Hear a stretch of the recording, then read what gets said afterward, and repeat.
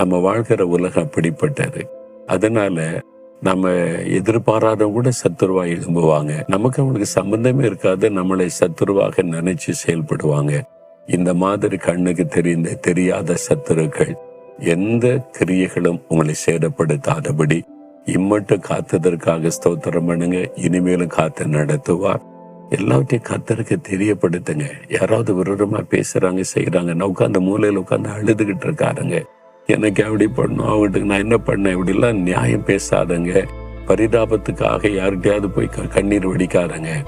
ஆண்டவுடைய பாத்துல உட்கார்ந்துருங்க, அவரை நோக்கி கூப்பிடுங்க, அவர் பார்த்து கொள்ளுவார். சரியா? பாதிக்கப்பட்டிருக்கீங்கல்ல, அவரை நோக்கி கூப்பிடுங்க. ஆண்டவரே, துதிக்க பாத்திரராகிய தேவனே, என் சத்துருவின் கைகளுக்கு நீங்களாக்கி நெய்மட்டு விடுவித்தவர் இனிமேல விடுவித்து காத்து நடத்த போகிறதற்காக ஸ்தோத்திரம், ஸ்தோத்திரம், ஸ்தோத்திரம். இயேசுவின் நாமத்தில் ஆமேன், ஆமேன்.